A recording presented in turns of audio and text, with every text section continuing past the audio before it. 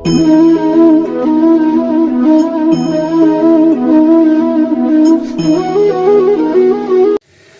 Guys, welcome back. आपका अपना channel chemistry point by विशाल सोनी। बच्चों, हम कर रहे थे chemical bonding class 11th unit number 4। आज उसका पार्ट नंबर 7 है। मैंने 6 पार्ट कंप्लीट करा दिए हैं। ठीक है, केमिकल बॉन्डिंग मैंने बहुत अच्छे से आपको समझाया है। स्टार्टिंग मैंने अच्छे से की है, 1 बाय 1 मैंने आपको स्टेप करते बताया है। ठीक है, तो पिछले जो वीडियो के अंदर बच्चों मैंने आपको बॉन्ड लेंथ के बारे में बताया था, बॉन्ड ऑर्डर के बारे में बताया था, ठीक है, और बॉन्ड एंगल के बारे में बताया था। आज का हमारा टॉपिक है बच्चों रेजोनेंस। ठीक है, केमिकल बॉन्डिंग में हम रेजोनेंस कैसे डिफाइन करेंगे। ठीक है, तो काफ़ी दिनों बाद मैं बच्चों वीडियो बना रहा हूँ। मेरी थोड़ी तबीयत ख़राब हो गई थी इसलिए। तो आज हम रेजोनेंस पढ़ेंगे। एक्चुअली रेजोनेंस का मतलब क्या होता है, ठीक है, ये हमें क्यों पढ़ाया गया है। ठीक है, तो रेजोनेंस बच्चों, टॉपिक को स्टार्ट करने से पहले मैं आपको एक चीज़ याद दिला देता हूँ कि चैनल को सब्सक्राइब करो और उसका बेल आइकन दबाओ। और बच्चों, हर एक वीडियो आपके दोस्तों के पास शेयर करो ताकि आपको मेरी इस वीडियो से उनको हेल्प मिल सके। ठीक है, ओके। तो नाउ बच्चों हम पढ़ेंगे कि रेजोनेंस क्या होता है। ठीक है, एक्चुअली इसका मतलब तो बच्चों हम ऑर्बिटल्स जब सीखते हैं ना, तब हमें पता चलता है कि रेजोनेंस होता क्या है। ठीक है, तो इसका एक छोटा सा मतलब होता है बच्चों, delocalizations of pi bond and pi electron. ठीक है, अब आप कहोगे कि सर इसके अंदर पाई बॉन्ड भी आ गया और पाई इलेक्ट्रॉन भी आ गया। ठीक है, तो ये पाई बॉन्ड क्या है और पाई इलेक्ट्रॉन्स क्या है, इसके अंदर इसका डीलोकलाइजेशंस कैसे होगा, कैसे डीलोकलाइजेशंस होने के बाद हमारा जो रेजोनेंस है वो हम कैसे डिफाइन कर पाएंगे। डोंट वेरी बच्चों, आप केमिस्ट्री पॉइंट पढ़ रहे हो, easy trick by method chemistry point. ठीक है, तो मैं आपको स्टेप बाय स्टेप आपको समझाऊंगा कि जब हम कोई भी किसी पाई बॉन्ड का डीलोकलाइजेशंस करते हैं उसको हम क्या कहते हैं, रेजोनेंस कहते हैं। ठीक है, फॉर एग्जांपल के अनुसार मैं आपको समझाता हूं कि एक्चुअली पाई बॉन्ड और पाई इलेक्ट्रॉन्स में एक्चुअली है क्या। ठीक है, तो बच्चों मेरे पास एक एग्जांपल है। ये मेरे पास ए है, ये इसका इलेक्ट्रॉन है, और ये मेरे पास बी, ये इसका इलेक्ट्रॉन है। ये दोनों आपस में शेयरिंग करके एक कोवैलेंट बॉन्ड बना लेते हैं। क्या बना लेते हैं, कोवैलेंट बॉन्ड बना लेते हैं आपस में शेयरिंग करके। ठीक है, ओके। जब ये बच्चों ये शेयरिंग करके ये आपस में मिलकर एक कोवैलेंट बॉन्ड बनाते हैं, उस बॉन्ड को हम क्या बोलते हैं बच्चों, जो हमारा फर्स्ट बॉन्ड बनता है उसको हम बोलते हैं सिग्मा बॉन्ड। क्या बोलते हैं बच्चों, सिग्मा बॉन्ड। आप कहीं भी जाओ, ठीक है, मतलब कोई भी कंडीशन ले, वहाँ सबसे पहले बच्चों हमेशा पाई बॉन्ड ही बनता है, ना कि सिग्मा बॉन्ड बनता है, पाई बॉन्ड नहीं बनता है, सॉरी। ठीक है, तो आप कहीं भी जाओगे, मतलब कोई भी कंडीशंस पे बॉन्ड बना के देखोगे तो वहाँ फर्स्ट ऑफ ऑल बच्चों आपको सिग्मा बॉन्ड ही नज़र आएगा। ठीक है, ओके। इसने से दोनों ने शेयरिंग कर ली। ठीक है, अब देखो इन दोनों ने शेयरिंग कर ली तो ऊपर भी इनके पास एक बॉन्ड आएगा और यहाँ भी इसके पास एक बॉन्ड आएगा। ये दोनों आपस में बना के कोवैलेंट बॉन्ड बन गया। ये 2 इलेक्ट्रॉन हो गए, ये 2 इलेक्ट्रॉन हो गए। ठीक है, ये तो हमारा सिग्मा बॉन्ड हो गया। और ये कैसा बॉन्ड हो गया बच्चों, ये हमारा हो गया पाई बॉन्ड। ठीक है, ये तो हमारा हो गया फर्स्ट बॉन्ड। ठीक है, और ये हो गया हमारा सेकंड बॉन्ड। ठीक है, सेकंड बॉन्ड हो गया। ठीक है, इसको हम क्या बोलेंगे, सिग्मा बॉन्ड। इसको हम क्या बोलेंगे, पाई बॉन्ड। बच्चों एक्चुअली आप ध्यान रखना, ये दोनों आपस में मिलकर शेयरिंग करके कोवैलेंट बॉन्ड बनाकर एक सिग्मा बॉन्ड को डिफाइन किया है। आप हमेशा याद रखना कि जो भी हमारा डबल हेडेड एरो होगा ना, ठीक है, डबल हेडेड एरो, वो हमारा क्या कहलाएगा, पाई बॉन्ड्स कहलाएगा। ठीक है, आप हमेशा ये इस बात को ध्यान रखना। ठीक है, तो अब पाई इलेक्ट्रॉन्स क्या होते हैं बच्चों, वो भी मैं आपको बताऊंगा कि पाई इलेक्ट्रॉन्स होते हैं बच्चों हमारा कि electron due to which pi bond is formed. ठीक है, पाई इलेक्ट्रॉन बॉन्ड्स बच्चों मैं आपको डेफिनेशंस लिखवा देता हूँ। एक्चुअली क्या होता है, electron due to which pi bond is a formed by the delocalizations of pi bond. ठीक है, तो यहाँ मैं लिख देता हूँ कि electron due to which pi bond is formed of the covalent bond.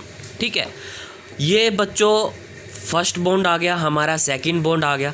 ठीक है, अब ये क्या करेगा, इसको बच्चों एक 2 इलेक्ट्रॉन्स की और ज़रूरत होगी, मतलब थर्ड बॉन्ड बनाने के लिए। मान लीजिए बच्चों इसके पास C ऐड हो गया। ठीक है, मान लीजिए इस A के साथ C ऐड हो गया। ये कैसा हो गया, और ये जो पाई इलेक्ट्रॉन था ना, ये ऐसे जंप करके यहाँ आ गया। ठीक है, मैंने क्या बोला है कि पाई bond is shown by the double headed arrow is a pi bond. ठीक है, ओके, इतना आपको क्लियर हुआ? यस, क्लियर तो होना ही था। ये यहाँ आ गया, ये भी हमारा पाई बॉन्ड। आप हमेशा ध्यान रखना बच्चों, फर्स्ट जो बॉन्ड बनेगा वो बनेगा सिग्मा, और बाकी जो बॉन्ड बनेंगे वो बनेंगे हमारे पाई बॉन्ड। ठीक है, तो ये यहाँ से जंप करके यहाँ आ जाएगा, तो यहाँ डबल बॉन्ड आ गया। ठीक है, और ये A-B, यही तो कहलाया है हमारा रेजोनेंस। ठीक है, इसी को तो हम कहते हैं रेजोनेंस। मतलब पाई डीलोकलाइजेशंस करना है ना हमें, कोई भी डबल बॉन्ड हो वहाँ, उससे हमें पाई बॉन्ड को डीलोकलाइजेशन से नेक्स्ट टर्म तक भेजना है, उसी को हम बोलते हैं बच्चों क्या, रेजोनेंस। तो मैं यहाँ लिखवा देता हूँ कि delocalization of pi bond is shown by a double-headed arrow। ठीक है, जब भी आपको कोई पाई बॉन्ड नज़र आएगा, वहाँ आपको एक डबल हेडेड जैसा पाई बॉन्ड नज़र आएगा। ठीक है, उसी को हम कहते हैं रेजोनेंस। ठीक है, रेजोनेंस एक्चुअली क्या है कि delocalizations of pi bond and pi electron. ठीक है, हमें पाई बॉन्ड का डीलोकलाइजेशंस करना था, वो मैंने कर दिया, तो इसी को हम कहते हैं बच्चों रेजोनेंस। ठीक है, इतना आपको क्लियर हुआ कि रेजोनेंस क्या होता है, कि डीलोकलाइजेशंस ऑफ पाई इलेक्ट्रॉन पहले जो हमारा फर्स्ट बॉन्ड बनता है वो है सिग्मा, सेकंड बॉन्ड बनता है वो हमारा बन गया पाई बॉन्ड। ठीक है, वैसे ही हमारा एक सीने है, यहाँ भी बच्चों हम क्या लिख सकते हैं, थर्ड बॉन्ड लिख सकते हैं। ठीक है, सिग्मा बॉन्ड के बाद कोई भी दो पाई बॉन्ड बन सकते हैं, 3 पाई बॉन्ड बन सकते हैं। ठीक है, उससे हमें कोई प्रॉब्लम नहीं है, हमें तो बस ये देखना है कि पहला सिग्मा बॉन्ड कैसा है और जो बाकी पाई बॉन्ड बने हैं वो कैसे हैं। डीलोकलाइजेशंस करने के बाद हमें यही तो डिफाइन करना है कि रेजोनेंस क्या होता है। Resonance delocalizations of pi bond. ठीक है, डीलोकलाइजेशंस ऑफ पाई बॉन्ड, ये हमारा क्या हो गया बच्चों, ये हमारा हमने क्या डिफाइन कर दिया, रेजोनेंस को डिफाइन कर दिया। ठीक है, इतना आपको क्लियर हुआ? नाउ बच्चों, इतना आपको क्लियर हुआ? सॉरी, मेरा थोड़ा गले में थोड़ी प्रॉब्लम है। ठीक है, तो जो भी हमारा टॉपिक होगा मैं उसको समझाऊंगा। ठीक है, कोई मैं बीच में छोड़ूंगा नहीं, कोई भी लाइन। तो नाउ बच्चों, हम देखेंगे कि रेजोनेंस को हम कैसे बनाएंगे, उसको हम कैसे लिखते हैं। ठीक है, तो बच्चों मेरे को एक चीज़ बताओ, मैंने एक टॉपिक पढ़ाया था आपको, ल्यूज डॉट स्ट्रक्चर। ठीक है, उसको हम कैसे स्ट्रक्चर को बनाते हैं डॉट के अनुसार। ठीक है, तो वैसे ही बच्चों यहाँ एक ओजोन है O3, उसको हम बना के देखेंगे कि उसके अंदर एक्चुअली रियल में क्या है, थ्योरेटिकल में क्या है और पार्टिकल्स में क्या है। ठीक है, तो ओजोन का मेरे पास एक स्ट्रक्चर है, उसको हम देखेंगे कि रेजोनेंस में एक्चुअली रियल में क्या होता है। ठीक है, और थ्योरेटिकल में हम कैसे उसको डिफ़ाइन करते हैं। तो O3 मतलब ओजोन को हम कैसे डिफ़ाइन करते हैं। मेरे पास एक ऑक्सीजन ये है, ठीक है, और एक ऑक्सीजन मेरे पास ये है, और एक ऑक्सीजन मेरे पास ये है। यहाँ बच्चों इसके पास डबल बॉन्ड है और यहाँ इसके पास सिंगल बॉन्ड है। ठीक है, 2 इलेक्ट्रॉन यहाँ आ गए, 2 इसके पास आ गए, 2 यहाँ इलेक्ट्रॉन आ गए और 2 यहाँ इलेक्ट्रॉन आ गए और 2 यहाँ इलेक्ट्रॉन आ गए। 2 2 4 2 6 2 8 और एक 9 और एक 10, ठीक है, 11 12 13 14 और एक 15 और एक 16, 2 4 6 और 2 8, 2 4 6 और 2 8, ठीक है। ये इसके पास इलेक्ट्रॉन है, ठीक है। ये मेरे पास ऑक्सीजन 1 है और ये मेरे पास ऑक्सीजन 2 है और ये मेरे पास ऑक्सीजन नंबर 3 है, ठीक है। अब एक बात बताओ कि बच्चों हम ल्यूस डॉट स्ट्रक्चर में एक्चुअली जब हम पढ़ते थे उसके थियोरेटिकल में हम कैसे पढ़ते हैं और रियल में हम उसको कैसे डिफ़ाइन करेंगे, ठीक है।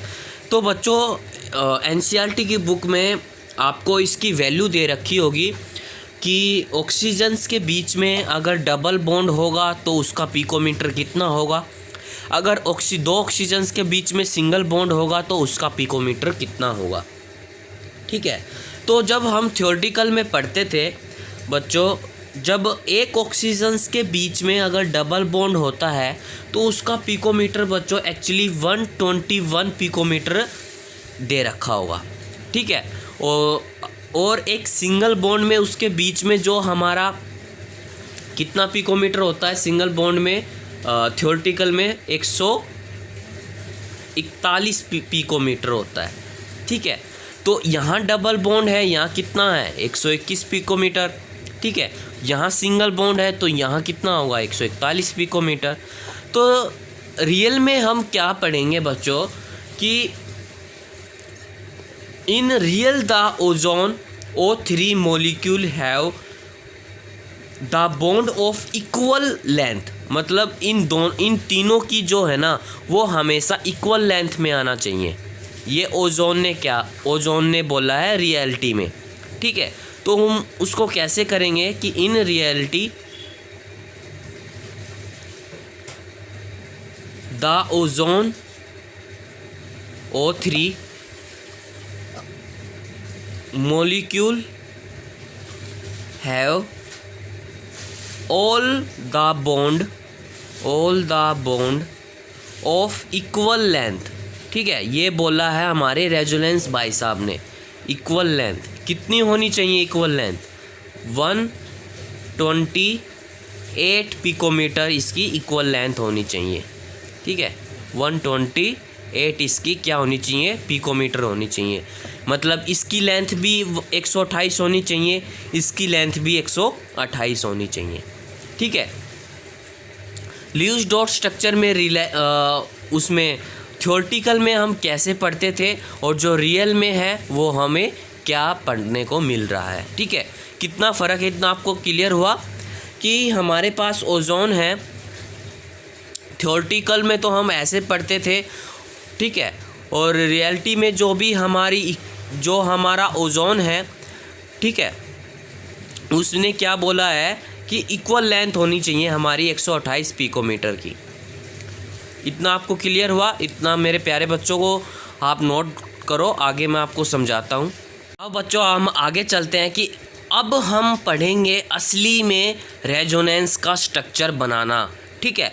बच्चों ल्यूस डॉट स्ट्रक्चर ने क्या बताया था कि हम जब ल्यूस डॉट स्ट्रक्चर बनाते हैं, उसका मॉलिक्यूल बनाते हैं, तो बच्चों काफ़ी कुछ मॉलिक्यूल बनाते तो हैं, बट जो हमारे ल्यूस डॉट स्ट्रक्चर होते हैं ना वो कई चीज़ लुको लेते हैं, मतलब कई चीज़ बता देते हैं और कई चीज़ नहीं बताते। तब हम लेके आते हैं बच्चों हम रेजोनेंस, ठीक है। रेजोनेंस की हेल्प से बच्चों उसको हम क्या बनाते हैं, उसके स्ट्रक्चर को हम डिफाइन कर सकते हैं, ठीक है। चाहे हम बच्चों रेजोनेंस बोल दो, हाइब्रिड बोल दो या कैनिकल स्ट्रक्चर बोल दो, ठीक है। तो असली में हम पढ़ेंगे अब रेजोनेंस की डेफिनेशंस क्या होते हैं, उसको हम बनाने का तरीका कैसे होता है, ठीक है। तो to overcome the difficult to lose representations resonance was induced according to which, ठीक है।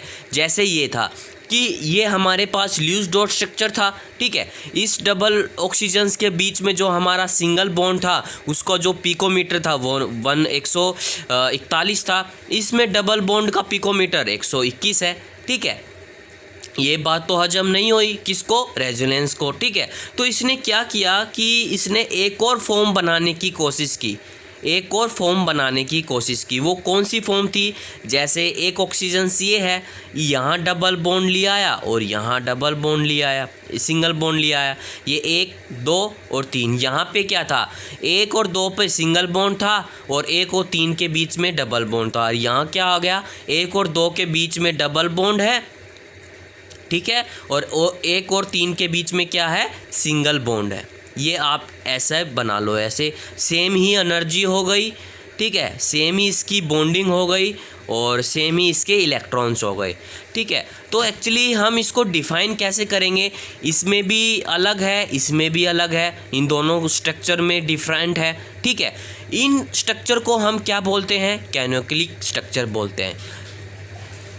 ठीक है, तो उसको हम क्या बताया है रेजोनेंस ने कि structure which have the same energy, इनकी सेम एनर्जी होनी चाहिए, सेम पोजीशंस ऑफ एटम, इनकी सेम पोजीशन ऑफ एटम होनी चाहिए, तब जाके हमारा क्या बनेगा, रेजोनेंस स्ट्रक्चर बनेगा। ठीक है, नॉन बॉन्डिंग होनी चाहिए। ठीक है, bonding electrons are the taken has canonically form of which is actually resonating structure of hybrid. ठीक है, अब इन दोनों के बीच में जो बच्चों स्ट्रक्चर बनेगा, दोनों के डिफरेंट में ये ऐसा स्ट्रक्चर बनेगा, ऐसा। ठीक है, ये डॉट डॉट क्या होता है बच्चों, ये पार्शियल बॉन्ड होते हैं। ठीक है, ये कैसे होते हैं, पार्शियल डबल बॉन्ड होते हैं। इस डॉट डॉट को हम क्या बोलते हैं, पार्शियल होते हैं। ठीक है, अब देखो इसके बीच में डबल बॉन्ड था, इसके बीच में भी डबल बॉन्ड है, यहाँ 1 और 2 के बीच में डबल बॉन्ड था, यहाँ 1 और 2 के बीच में डबल बॉन्ड है, यहाँ 1 और 3 के बीच में बॉन्ड है, तो यहाँ 1 और 3 के बीच में भी बॉन्ड है। ठीक है, तो एक्चुअली में हमारा जो रेजोनेटिंग स्ट्रक्चर दिखाई दिया वो बच्चों ये दिखाई दिया। ठीक है, इसको हम क्या बोलते हैं, रेजोनेंस स्ट्रक्चर बोलते हैं। ठीक है, हाइब्रिड भी बोल सकते हैं इसको, हाइब्रिड। ठीक है, हाइब्रिड स्ट्रक्चर भी बोल सकते हैं।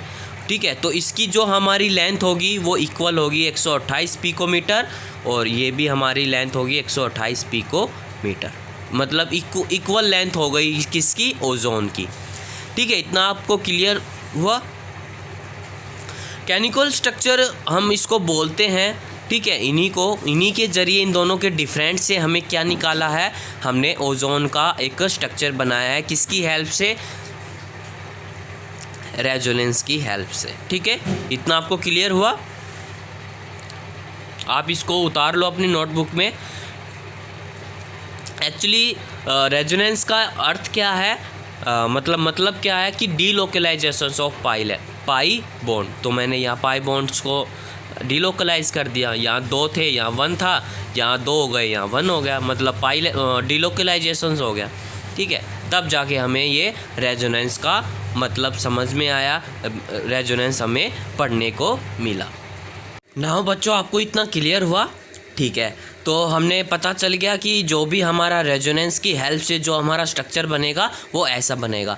आप हमेशा ध्यान रखना, जो भी हमारा ल्यूज डॉट स्ट्रक्चर के जरिए जितने मॉलिक्यूल के स्ट्रक्चर बने हैं वहाँ एक दोनों सारों में एक डिफरेंट पाएगा, डिफरेंट से बच्चों ये हमारा स्ट्रक्चर बना है। ठीक है, इन डॉट डॉट को क्या बोलते हैं, पार्शियल बॉन्ड बोलते हैं, मतलब यहाँ भी डबल बॉन्ड दिखाई दे आपको और यहाँ भी आपको डबल बॉन्ड दिखाई दे। ठीक है, मतलब इसकी इक्वल एनर्जी दिखाई दे, इक्वल लेंथ दिखाई दे, बॉन्डिंग दिखाई दे, इलेक्ट्रॉन दिखाई दे। ठीक है, तो कई बच्चों का क्वेश्चन था बच्चों कि सर ये कैनोनिकल वर्ड क्या होता है, इसके अंदर क्या रोल है।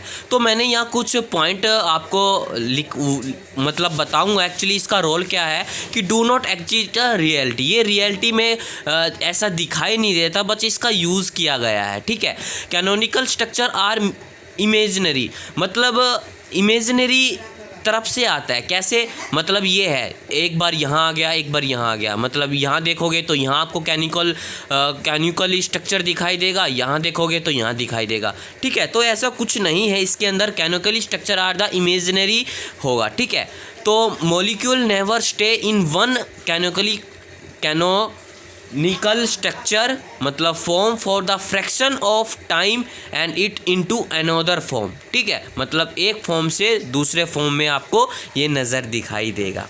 ठीक है, टाइम के according. And second third point है हमारा molecule actually look like hybrid form of resonant hybrid. ठीक है, जो भी हमारा स्ट्रक्चर आपको दिखाई देगा ना वो एक हाइब्रिड फॉर्म के जरिए आपको दिखाई देगा, जैसे रेजोनेंस में आपको दिखाई देगा। ये ऐसा दिखाई देगा हमेशा। ठीक है, नेक्स्ट पॉइंट है बच्चों इसकी, जो भी हमारा canonical form has the higher energy has compound to the hybrid energy. ठीक है, और इसका रेजोनेंस में क्या है कि resonance causes stabilizations of molecule by decreasing in energy. ठीक है, एनर्जी डिक्रीज होगी तब जाके हमारा जो रेजोनेंस है वो अपनी स्टेबिलिटी, जो भी उसकी मॉलिक्यूल की स्टेबिलिटी होगी वो एक अच्छे तरह से रेजोनेंस बना पाएगी। ठीक है, तो इसका कुछ ज़्यादा रोल नहीं है, बस इतना ही इसका रोल दिखाई दिया है इस रेजोनेंस का टॉपिक के अंदर बच्चों।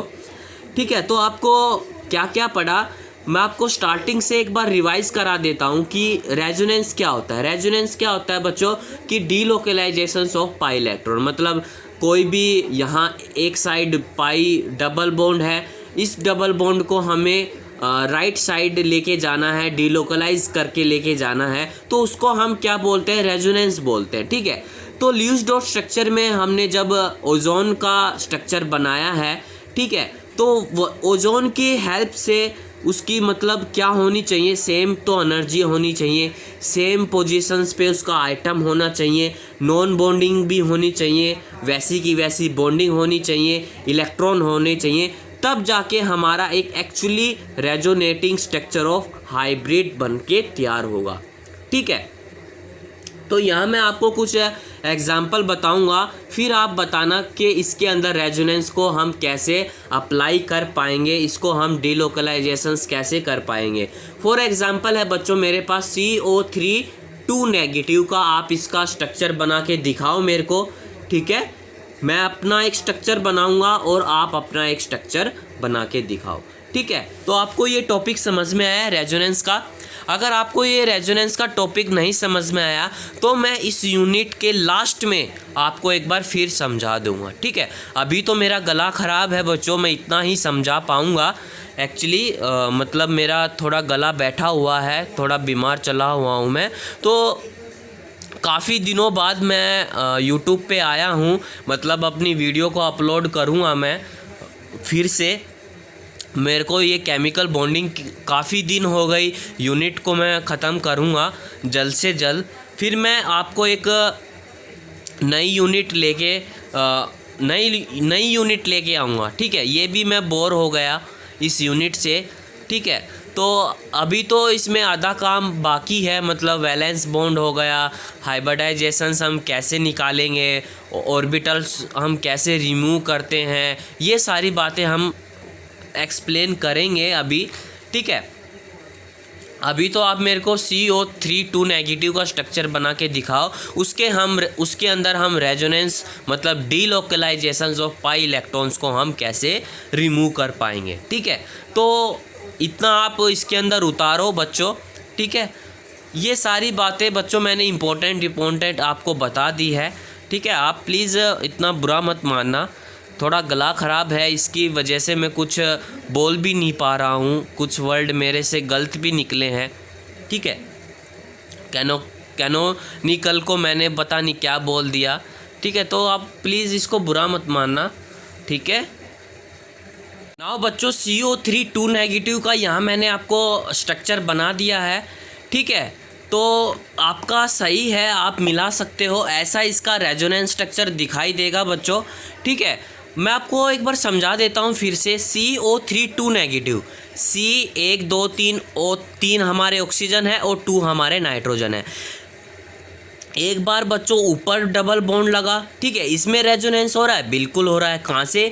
ये डबल बॉन्ड कहाँ लोकलाइज कर रहा है, डीलोकलाइज पाई इलेक्ट्रॉन यहाँ लोकलाइज कर रहा है। ठीक है, तो यहाँ करने के बाद बच्चों यहाँ आ गया। ठीक है, यहाँ इस नीचे की तरफ पाई बॉन्ड लग गया। ठीक है, इसके अंदर मतलब डीलोकलाइजेशन हो रहा है, बिल्कुल हो रहा है। ये यहाँ से कहाँ चले जाएगा, यहाँ चले जाएगा। देखो, पहले यहाँ था ऊपर, फिर नीचे आ गया, फिर इस तरफ आ गया, मतलब 3 इसके कैसे स्ट्रक्चर बन गए बच्चों, कैनोनिकल फॉर्म के स्ट्रक्चर बन गए बच्चों ऐसे, ठीक है। अब इसका रेजोनेंस हमने कैसे निकाला है, इसका रेजोनेंस हमने ऐसे निकालना, बिल्कुल इजी है बच्चों, इसमें कोई डरने वाली बात नहीं है। ये भी डबल बॉन्ड हो गया, यहाँ भी हमारा पार्शियल बॉन्ड बन गया और यहाँ भी हमारा पार्शियल बॉन्ड बन गया, है ना। कितना इजी रेजोनेंस निकालना। आई होप आपको समझ में आ गया होगा, ठीक है। तो रेजोनेंस हम कैसे डिफाइन करते हैं, ठीक है। इसका आपको टोटल वैलेंस निकालना आना चाहिए, ठीक है। मतलब वैलेंस कितने हैं इसके अंदर, शेयरिड इलेक्ट्रॉन्स कितने हैं, अनशेयरिड इलेक्ट्रॉन्स इसके अंदर कितने हैं, यहाँ मैंने आपको रिप्रेजेंट कर दिया, ठीक है। ये आपको निकालना नहीं आता तो आप मेरे पिछले वीडियो में जाओ, ल्यूज डॉट स्ट्रक्चर में मैंने यहाँ ये बताया हुआ है कि कैसे निकालते हैं ये, ठीक है। तो आप नेक्स्ट एग्जाम्पल करो बच्चों, CO2 का निकाल के दिखाओ मेरे को, ठीक है। SO3 का निकाल के दिखाओ, सल्फर ट्राईऑक्साइड, ठीक है। कार्बन मोनोऑक्साइड का भी निकाल के दिखाओ, CO का, ठीक है। नाइट्रिक आयन का भी निकाल के दिखाओ, NO3 नेगेटिव का भी निकाल के दिखाओ, ठीक है। आप बच्चों रेजोनेंस निकालो, इसकी प्रैक्टिस करो। आज के लिए इस वीडियो में इतना ही काफ़ी है। रेजोनेंस का टॉपिक आप अपनी नोटबुक में उतारो और समझो, ठीक है। घबराना मत, बिल्कुल छोटा सा मतलब होता है रेजोनेंस का कि डीलोकलाइजेशंस ऑफ पाई इलेक्ट्रॉन्स, ठीक है। हमें पाई इलेक्ट्रॉन्स को डीलोकलाइज करना है दूसरे के थ्रू, जैसे यहाँ से यहाँ आ गया, यहाँ से यहाँ चला गया, ठीक है। यहाँ हमारा डबल बॉन्ड आ गया, ये हमारा सिग्मा बॉन्ड, ये हमारा पाई बॉन्ड, है ना। बिल्कुल इजी है, ठीक है बच्चों। वीडियो अच्छी लगी होगी तो लाइक करना, शेयर करना एंड सब्सक्राइब करना तो बिल्कुल ही मत भूलना। Okay, thank you.